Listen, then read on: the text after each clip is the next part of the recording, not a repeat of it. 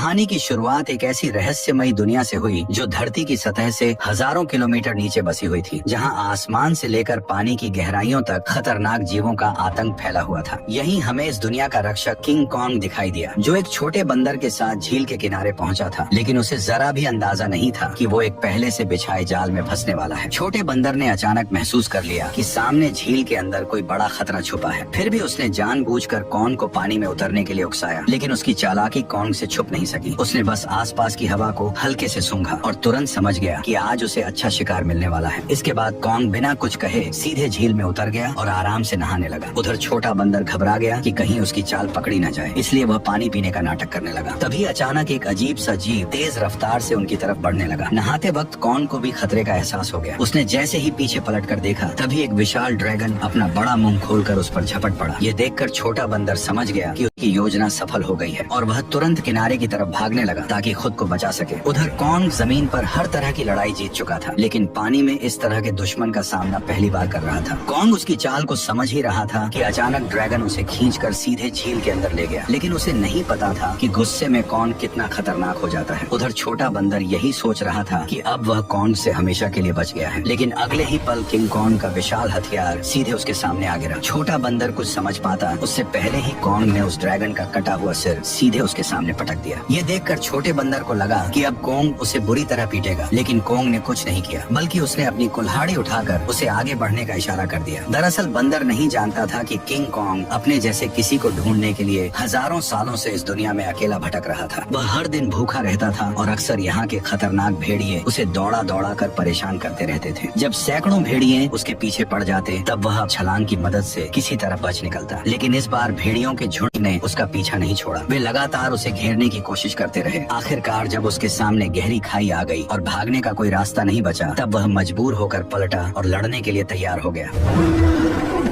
भेड़िए सोच रहे थे कि इस बार शिकार आसान होगा, लेकिन उन्हें अंदाजा नहीं था कि किंग कॉन्ग पहले से ही जाल बिछाकर बैठा था। जैसे ही एक भेड़िए ने छलांग लगाई, तभी अचानक कॉन्ग का जाल एक्टिव हो गया और भेड़िया तुरंत ट्रैप में फंस गया। गड्ढे में गिरते ही लकड़ी के नुकीले भाले भेड़िए के आर पार निकल गए। सही मौका देखते ही कॉन्ग ने तुरंत पेड़ का भारी तना उठाकर गड्ढे में फेंक दिया। जैसे ही जाल एक एक करके एक्टिव हुए, पहाड़ से बड़े बड़े पत्थर लुढ़कते हुए नीचे गिरने लगे और भागने की कोशिश कर रहे भेड़िए वहीं फंस गए। लेकिन धुआं छटते ही कुछ जिंदा बचे भेड़िए फिर भी शिकार छोड़ने को तैयार नहीं थे। गुस्से में किंग कॉन्ग ने एक भेड़िए की लाश पकड़ी और अपनी ताकत दिखाते हुए उसे जोर से फाड़कर 2 टुकड़ों में बांट दिया। ये देखकर बाकी बचे भेड़िए डर के मारे पूंछ दबाकर वहाँ से भाग गए। हालांकि शिकार मिलने के बाद भी किंग कॉन्ग के चेहरे पर कोई खुशी नहीं थी, क्योंकि उसके मुंह के सड़े हुए दांत ने उसे बहुत परेशान कर रखा था। इसी बीच छुपकर बैठी एक छिपकली मौका देखकर मांस का टुकड़ा उठाकर भागने लगी। किंग कॉन्ग तुरंत उसे रोकने के लिए झपट पड़ा, लेकिन तभी उसका ध्यान दूर से आई आवाज पर चला गया। घाटी से आती उस दहाड़ को सुनकर उसे लगा कि शायद उसका कोई अपना उसे बुला रहा है, इसलिए वह तुरंत उस दिशा में दौड़ पड़ा। लेकिन वहाँ पहुँचकर उसे सिर्फ एक अजीब सा मेंढक मिला जो उसी के जैसी आवाज निकाल रहा था।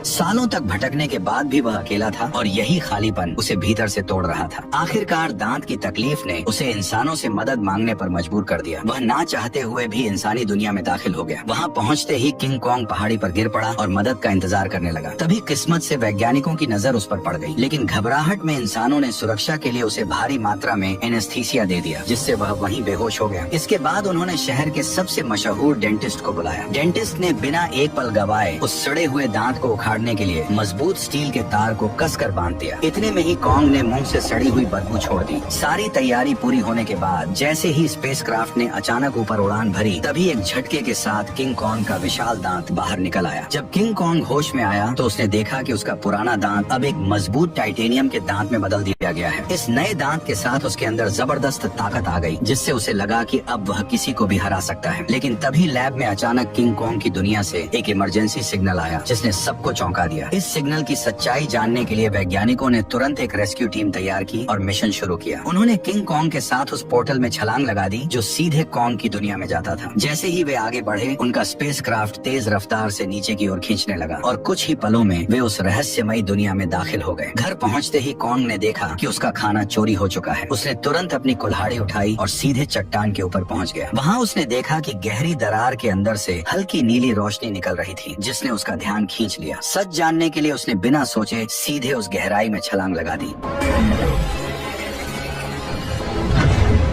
घुप अंधेरे में पहुंचते ही उसकी कुल्हाड़ी अपने आप चमकने लगी। रोशनी पड़ते ही उसे दिखा कि चारों तरफ अजीब चमकदार पत्थर फैले हुए हैं जो इस रोशनी पर रिएक्ट कर रहे थे। तभी अचानक दूर से भयानक दहाड़ की आवाज गूंज उठी। वह उस आवाज का पीछा करते हुए झरने के पार पहुंचा, जहां उसे एक नई छिपी हुई दुनिया दिखाई दी। धीरे धीरे आगे बढ़ते हुए उसे अजीब सी बदबू महसूस हुई जो उसे अपनी ओर खींच रही थी। अचानक उसके सामने एक बेहद खतरनाक और विशाल साया उभर आया, जिसे देखते ही किंग कॉन्ग ने तुरंत अपनी कुल्हाड़ी उठाकर मुकाबले के लिए खुद को तैयार कर लिया। जैसे जैसे दोनों के बीच दूरी कम होती गई, वह विशाल साया धीरे धीरे छोटा होता गया और जब सामने आया तो सच्चाई कुछ और ही निकली। असल में वह कोई राक्षस नहीं बल्कि एक छोटा सा मासूम पीले बालों वाला बंदर था, जिसे देखकर वह खुद भी चौंक गया। हजारों सालों में पहली बार अपने जैसे किसी को देखकर किंग कॉन्ग तुरंत झुक गया और अपना हथियार नीचे रख दिया। इसके बाद उसने बंदर से दोस्ती करने के लिए अपना हाथ आगे बढ़ाया। उसे लगा था कि छोटा बंदर भी उसी की तरह अपने जैसे किसी को देखकर खुश होगा, लेकिन अचानक उसने किंग कॉन्ग को जोर से काट लिया।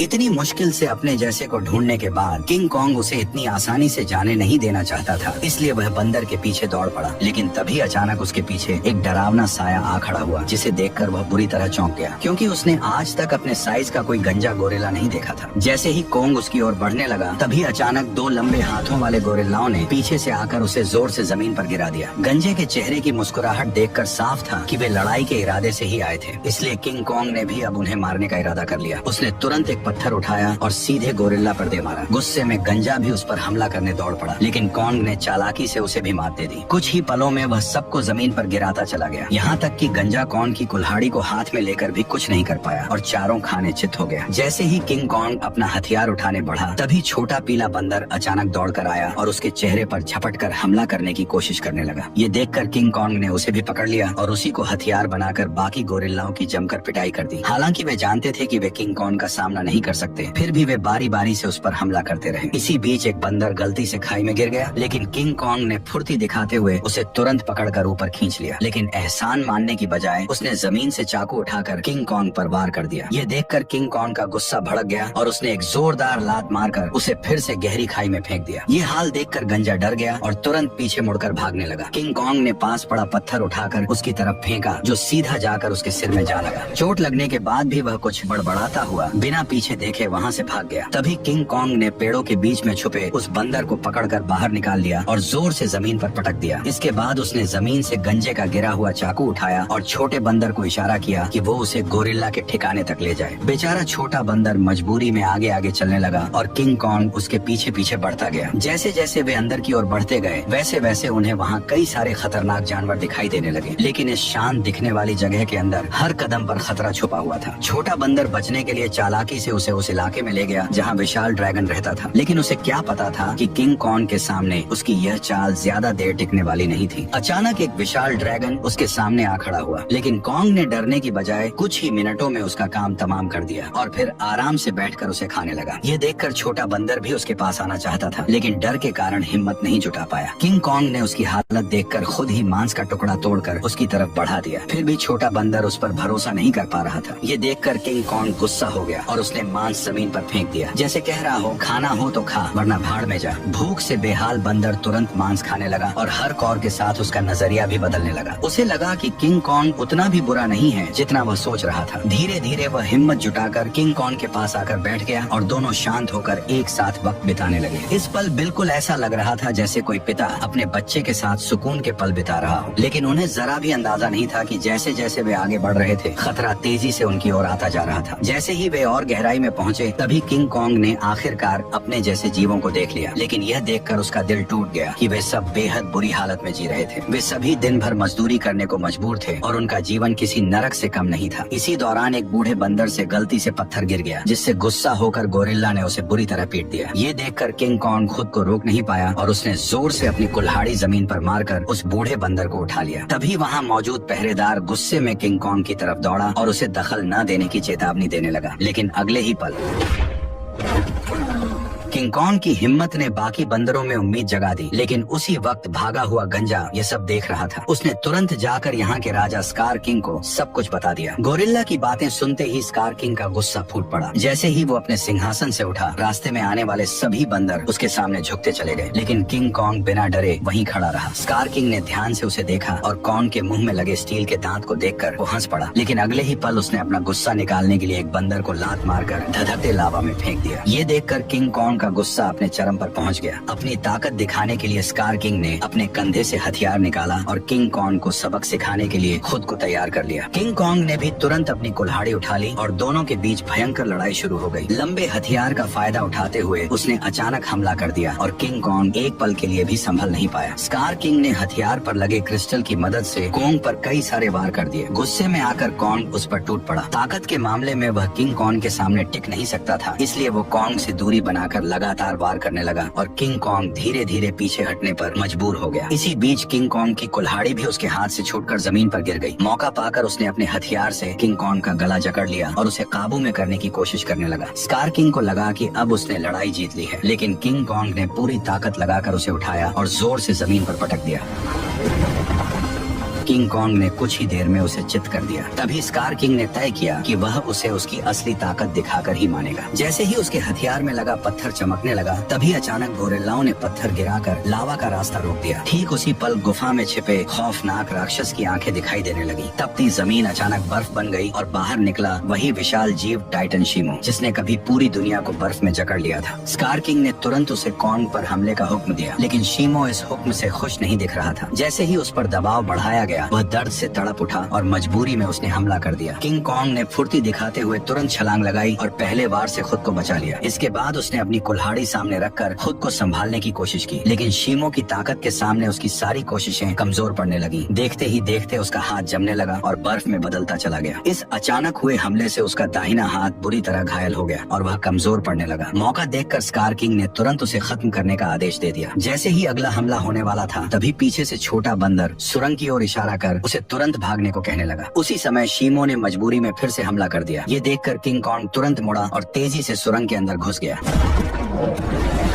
लेकिन अभी भी उसके पीछे सैकड़ों खतरनाक बंदर लगे हुए थे। अच्छी बात यह थी कि सालों से यहाँ रहने के कारण कॉन्ग ने जंगल में कई जाल बिछा रखे थे, लेकिन उन बंदरों की गिनती इतनी ज्यादा थी कि घायल कॉन्ग को उन्होंने जल्दी ही एक बंद रास्ते में घेर लिया। अब उसके पास सिर्फ यही आखिरी जाल बचा था जिस पर वह भरोसा कर सकता था। लेकिन जो बंदर रास्ते भर जाल में फंसते आए थे, इस बार अचानक सतर्क हो गए। उन्होंने तुरंत जमीन पर पड़ी उस बेल को देख लिया जो जाल को एक्टिव करने के लिए थी। जब कॉन्ग ने देखा कि उसका प्लान फेल हो चुका है, तब उसे लगा कि अब उसका अंत करीब है। ठीक उसी पल पहाड़ी के ऊपर लगा जाल अचानक एक्टिव हो गया और सैकड़ों टन भारी पत्थर सीधे उन पर गिर पड़े, जिससे वहाँ मौजूद सारे बंदर उन पत्थरों के नीचे दब गए। तभी कॉन्ग ने देखा कि जाल को एक्टिव करने वाला कोई और नहीं बल्कि वही बंदर था।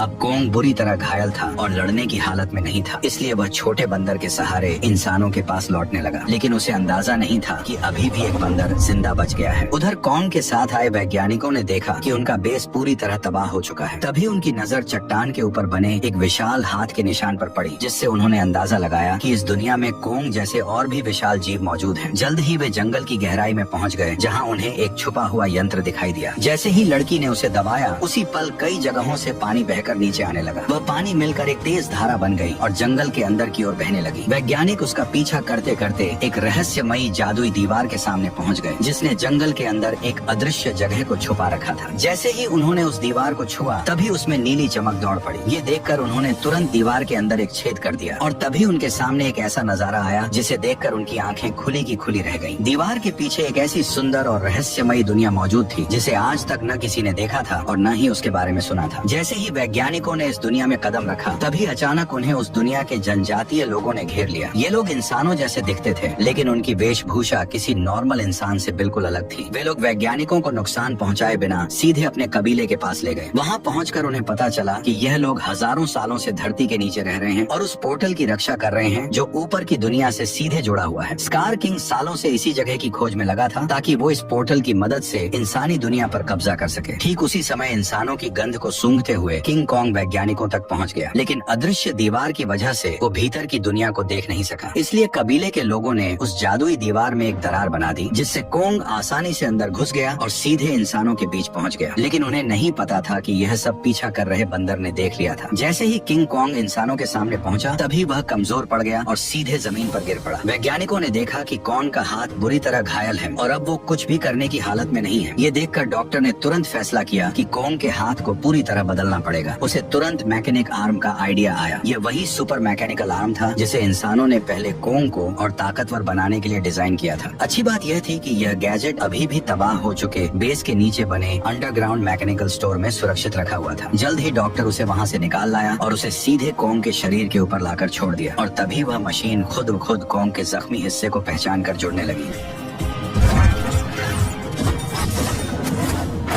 जैसे ही उस हाथ के अंदर की खास दवा कॉन्ग के शरीर में पहुंची, तो बेहोश कॉन्ग को जैसे नई ताकत महसूस होने लगी। उसके चेहरे की खुशी साफ बता रही थी कि वह इस नए हथियार से काफी खुश था। लेकिन तभी अचानक छोटा बंदर जंगल के अंदर से भागता हुआ वहां आ पहुंचा। उसने कॉन्ग को बताया कि स्कार किंग पोर्टल की जगह का पता लगा चुका है और वह शीमो के साथ मिलकर कबीले पर हमला करने वाला है। अकेला कॉन्ग स्कार किंग और शीमो का सामना नहीं कर सकता था, इसलिए उसके पास सिर्फ एक ही रास्ता बचा था, इंसानों की दुनिया में जाकर कई सालों से सो रहे गॉडजिला को जगा देना। लेकिन उसे बिल्कुल अंदाजा नहीं था कि जिसे वह अपनी मदद के लिए बुलाने जा रहा है, वही गॉडजिला उसके लिए सबसे बड़ा खतरा साबित होने वाला है। अचानक पिरामिड के आसपास की जमीन तेजी से हिलने लगी और नीचे से एक मैकेनिकल हाथ बाहर निकल आया। यही वह जगह थी जो धरती तक पहुंचने का पोर्टल खोलती थी। जल्द ही कॉन्ग पोर्टल से बाहर निकल आया। कॉन्ग की आहट महसूस होते ही गॉडजिला अचानक नींद से जाग गया और बिना एक पल गवाए सीधे उसकी तरफ बढ़ने लगा। जैसे ही वो कॉन्ग के सामने पहुंचा, तब गॉडजिला को लगा कि कॉन्ग उसे चुनौती देने आया है, इसलिए वो बिना एक पल गवाए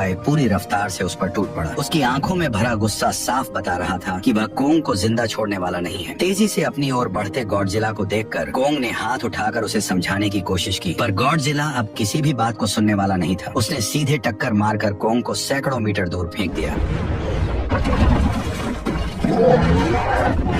गॉडजिला को रुकता न देखकर कॉन्ग ने पीछे से हमला किया ताकि किसी तरह उसे शांत कर सके, लेकिन रेत आंखों में जाते ही गॉडजिला और भड़क गया। उसने पलटकर कॉन्ग के हाथ को अपने जबड़ों में जकड़ लिया और जोर से उसे जमीन पर पटक दिया, जिससे कॉन्ग पूरी तरह चकरा गया। कॉन्ग संभल भी नहीं पाया था कि गॉडजिला फिर से उस पर टूट पड़ा। जब बातों से कुछ नहीं हुआ तो कॉन्ग ने भी जोरदार पलटवार शुरू कर दिया। हालांकि गॉडजिला अपने सबसे ताकतवर रूप में था, लेकिन मैकेनिकल आर्म की ताकत के साथ अब कॉन्ग भी किसी से कम नहीं था। लेकिन जब कॉन्ग ने देखा कि वह गॉडजिला को हरा नहीं पाएगा, तब उसने बिना एक पल गवाए उसे पकड़कर जबरदस्ती पोर्टल की ओर खींचना शुरू कर दिया। उधर कबीले के लोगों ने स्कार किंग को रोकने के लिए एक खास रेड लिक्विड पानी में मिला दिया। जैसे ही लिक्विड पानी में घुला, एक जादुई बदलाव शुरू हो गया। उससे एक ऐसा सिस्टम एक्टिव हुआ जो दो विशाल पिरामिड को आपस में जोड़ने लगा, और जैसे ही ये पिरामिड जुड़ते, ग्रेविटी कुछ समय के लिए खत्म हो जाती, जिससे सब हवा में उड़ने लगते और स्कार किंग के लिए पोर्टल तक पहुंचना लगभग नामुमकिन हो जाता। लेकिन पिरामिड पूरी तरह जुड़ पाते उससे पहले ही स्कार किंग वहां पहुंच गया। आते ही उसने उस एंटी ग्रेविटी सिस्टम को पहचान लिया। उसने तुरंत शीमो को आदेश दिया कि वह बर्फ से पिरामिड के बीच का रास्ता बंद कर दे। तभी अचानक पोर्टल से एक तेज रोशनी निकली और जमीन पर आ गिरी। अगले ही पल गॉडजिला और कॉन्ग मलबे को चीरते हुए बाहर निकल आए। जैसे ही गॉडजिला की नजर शीमो और स्कार किंग पर पड़ी, तभी उसे सब समझ आ गया कि कॉन्ग उसे यहाँ क्यों लाया है। इसलिए बिना एक सेकंड गवाए वह कॉन्ग के साथ मिलकर उन पर टूट पड़ा। उधर स्कार किंग भी शीमो के साथ उनकी तरफ बढ़ने लगा। दोनों तरफ कोई भी कमजोर नहीं था। जैसे ही चारों भिड़े, उसी पल बर्फ टूट गई और पिरामिड आपस में टकरा गए। उस टक्कर से निकली लहर ने पूरी जगह की ग्रेविटी खत्म कर दी। हर कोई हवा में तैरने लगा, लेकिन इसके बावजूद गॉडजिला बिना ग्रेविटी के भी तेजी से बचते हुए सीधे शीमो की तरफ बढ़ने लगा। वहीं चालाक स्कार किंग ने कॉन्ग की कुल्हाड़ी उठाकर उसी पर हमला कर दिया, पर कॉन्ग ने अपने मैकेनिकल आर्म से हर वार को रोक दिया। कुछ ही पलों में हालात पलट गए और कॉन्ग स्कार किंग पर भारी पड़ने लगा, लेकिन दुश्मन ज्यादा होने की वजह से उस पर पीछे से हमले होने लगे। ये देखकर छोटा बंदर पत्थर उठाकर कॉन्ग की मदद करने लगा। तभी मौका पाकर शीमो ने गॉडजिला पर हमला किया और कुछ ही पलों में उसे पूरी तरह बर्फ में जमा दिया। लेकिन गॉडजिला भी उससे कम नहीं था। उसने एक ही झटके में बर्फ तोड़ दी। उसी समय एंटी ग्रेविटी सिस्टम बंद हो गया और दोबारा ग्रेविटी लौट आई। मौका मिलते ही स्कार किंग कॉन्ग की पकड़ से निकलकर सीधे पोर्टल में कूद पड़ा। उसे रोकने के लिए गॉडजिला और कॉन्ग भी उसके पीछे कूद पड़े, लेकिन इस अफरा तफरी में कॉन्ग की कुल्हाड़ी वहीं छूट गई। दूसरी तरफ इंसानों को अंदाजा भी नहीं था कि कितना बड़ा खतरा आने वाला है। अचानक समुद्र की लहरें जमकर बर्फ के पहाड़ में बदल गईं। अगले ही पल स्कार किंग शीमो के साथ साथ धरती पर पहुंच गया। खुले आसमान की रोशनी पाकर उसने नीचे मौजूद इंसानों को देखकर जोरदार दहाड़ लगा दी। अब उसे लगा कि पूरी दुनिया पर राज करने का समय आ गया है। उसने शीमो को आदेश दिया कि वह आसमान को जमा दे। शीमो ऐसा नहीं करना चाहता था, फिर भी मजबूरी में उसने हर तरफ बर्फ बरसानी शुरू कर दी। देखते ही देखते इमारतें भी इस तबाही में जमकर टूटने लगी। जब स्कार किंग को लगा कि अब उसे कोई नहीं रोक सकता, तभी कोंग ने एक जोरदार मुक्का मारकर उसका 3 टन का दांत जमीन पर गिरा दिया। गुस्से में स्कार किंग ने कोंग पर हमला करने का आदेश दिया, लेकिन उसी समय गॉडजिला वहाँ पहुँच गया और उसने शीमो को रोक लिया। अब बिना शीमो की मदद के स्कार किंग ज्यादा देर टिक नहीं सकता था, इसलिए उसने एक विशाल इमारत उठाकर कोंग की तरफ फेंक दी, लेकिन उससे कोंग को कोई खास नुकसान नहीं हुआ।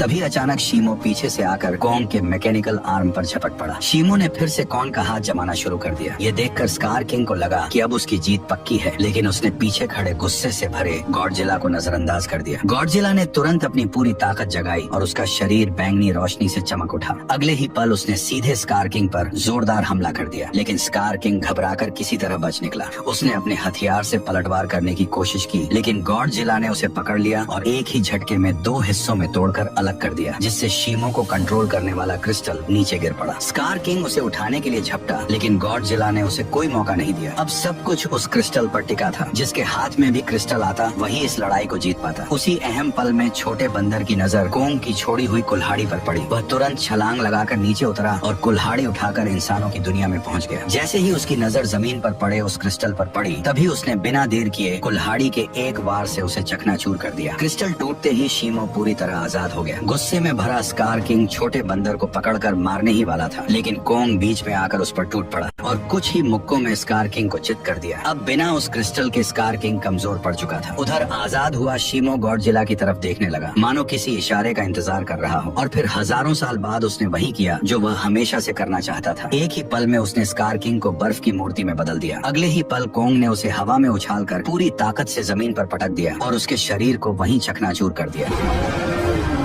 अब लड़ाई खत्म हो चुकी थी, लेकिन दुनिया को ठीक करना बाकी था। तभी गॉडजिला ने आसमान की ओर देखकर जबरदस्त ऊर्जा छोड़ी, जिससे काले बादल छट गए और सूरज की रोशनी धीरे धीरे धरती पर लौट आई। इसके बाद गॉडजिला अपने इलाके में लौट गया और फिर गहरी नींद में सो गया और कोंग अपने नए साथी के साथ धरती के भीतर वापस लौट गया, जहाँ वह अपने कबीले के साथ मिलकर